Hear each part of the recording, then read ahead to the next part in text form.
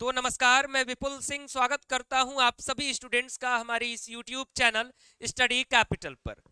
आज स्वतंत्रता दिवस है, यानी हमारे भारतवर्ष को अंग्रेजों की गुलामी के द्वारा आजाद हुए 77 वर्ष पूरे हो चुके हैं और 78वें वर्ष में अब हम प्रवेश कर रहे हैं। तो सबसे पहले तो आप सभी विद्यार्थियों को इस स्वतंत्रता दिवस, इंडिपेंडेंस डे की ढेर सारी शुभकामनाएं। और आज के इस दिन हम सभी को एक संकल्प लेना चाहिए कि इस देश के लिए, अपनी इस माटी के लिए, अपनी इस भारत माता के लिए हम जो भी हो सके, जो भी हमारे कर्तव्य हो, उन कर्तव्यों का पालन करते हुए अपने देश के विकास में हमारा अंश होना चाहिए, हमारा योगदान होना चाहिए। आज के इस वीडियो में मैं सीयूईटी पीजी की तैयारियों पर चर्चा करूंगा। सीयूईटी पीजी की तैयारियों के लिए स्टडी कैपिटल के बैचेस के बारे में इंफॉर्मेशन दूंगा और साथ में स्वतंत्रता दिवस पर कुछ बातें आपसे साझा करना चाहूंगा जो मेरे विचार स्वरूप आप तक पहुंचेंगे। तो वीडियो को ध्यान से देखिएगा। वीडियो की शुरुआत करते हैं। चैनल पर पहली बार विजिट कर रहे होंगे तो चैनल को सब्सक्राइब करिएगा, बेल आइकन प्रेस करिएगा, क्योंकि सीयूईटी पीजी के लिए all over India number 1 platform है स्टडी कैपिटल। तो इस चैनल के साथ आप जुड़े रहेंगे तो आपकी पूरी सीयूईटी पीजी की यात्रा में आपको सहयोग मिलता रहेगा। तो मैं बात कर रहा था भारत के स्वतंत्रता पर। तो इस देश की जो आपको स्वतंत्रता मिली है, इसके पास्ट और इसके वर्तमान दोनों पर हमें विचार करना होगा और साथ में इसके भविष्य पर भी हमें विचार करना होगा, क्योंकि हम सभी जितने भी युवा पीढ़ी के लोग हैं, हम कहीं ना कहीं अपने पास्ट को, अपने इतिहास की किताबों में, अपने बड़े बुजुर्गों से हमने सुना है अपने इतिहास की बातों को, वर्तमान को हम देख रहे हैं और भविष्य का निर्माण हमें करना है। पास्ट में हमने देखा कि स्वतंत्रता के लिए किस तरीके से हमारे देश के वीर सैनिक, वीर जवान, देश का हर देशवासी देश के सैन्य बल के रूप में कार्य कर रहा था। और यह स्वतंत्रता प्राप्त करना 1857 के क्रांति से लेकर 1947 तक की वो लड़ाई, जिसमें नरम दल, गरम दल, तमाम प्रकार से तमाम उपाय लगाए गए।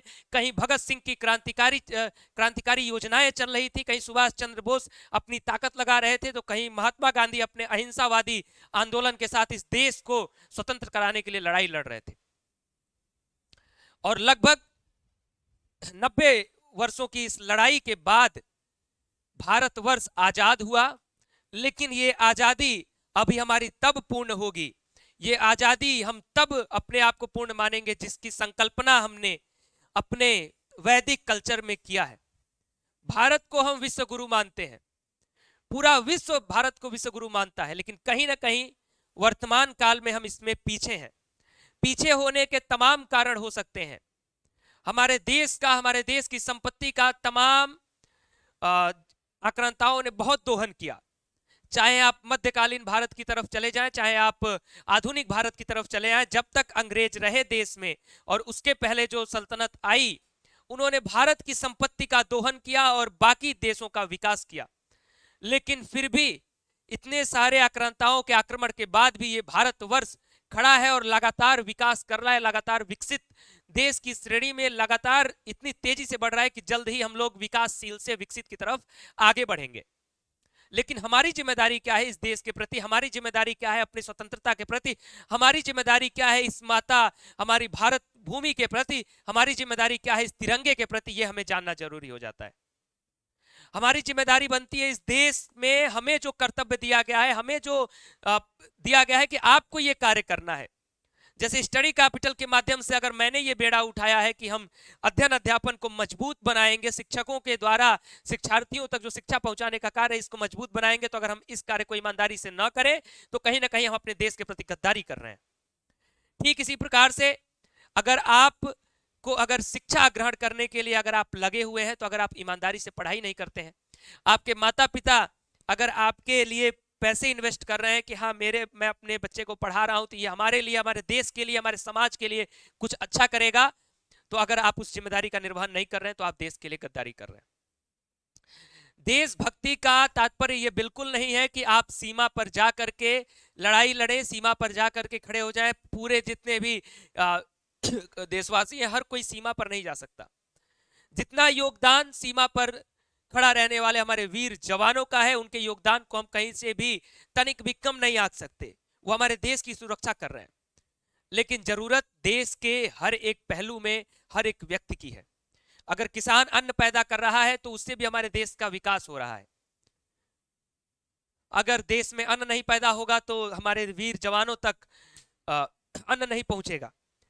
देश में जो बिजनेस चल रहा है, चाहे वो अन्न का बिजनेस हो, हमारे देश से तमाम प्रकार के व्यापार होते हैं, तमाम प्रकार के जो अन्न संसाधन है वो अन्य देशों तक जाते हैं, वहां से हमें पैसा आता है। तो देश के विकास में कोई एक फैक्टर काम नहीं करता है, बल्कि देश का हर एक देशवासी अगर कंधे से कंधा मिलाकर के अपने देश के विकास के बारे में विचार करेगा तो ये भारतवर्ष पुनः सोने की चिड़िया जिसे कहा जाता था, विश्वगुरु जिसे कहा जाता था, ये जल्द ही हम अचीव कर सकते हैं। हमारे देश में ऐसे बहुत सारे संसाधन है, हमारे देश का जो कल्चर, हमारे देश की जो संस्कृति है, इसे तमाम अन्य देश के लोग सीख रहे हैं, जान रहे हैं। अगर योग का सूत्र पतंजलि जी ने दिया, अगर भारतवर्ष से योग निकला, तो कहीं ना कहीं हम देखेंगे कि भारतवर्ष के लोग योग में पीछे रह जाते हैं, लेकिन तमाम विश्व के लोग उसे अपना लेते हैं।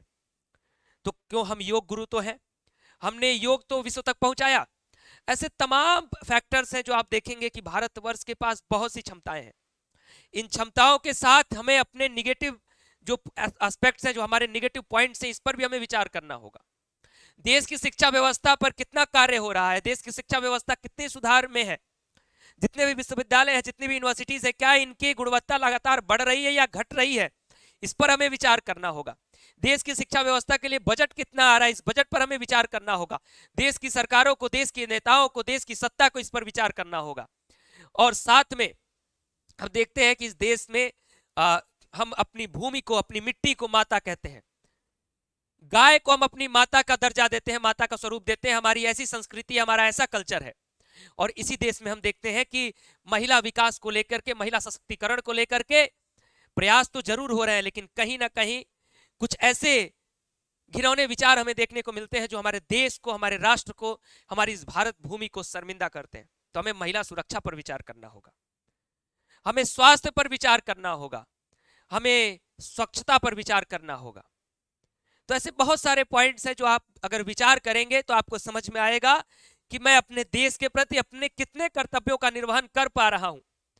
अगर मैं रास्ते में चल रहा हूं तो क्या मैं एक आदर्श पुरुष या फिर आदर्श महिला का जो एक व्यवहार होता है, क्या मैं उस व्यवहार का निर्वहन कर रहा हूं। पुरुषोत्तम, पुरुषों में उत्तम प्रभु श्री राम की संकल्पना अगर आप करें, अगर उनसे कुछ सीखने का प्रयास करें, उनको कहा गया पुरुषोत्तम, यानी पुरुषों में उत्तम। ऐसा अभी तक किसी को भी उपाधि नहीं दी गई या किसी को नहीं कहा गया पुरुषों में उत्तम, क्योंकि प्रभु श्री राम इस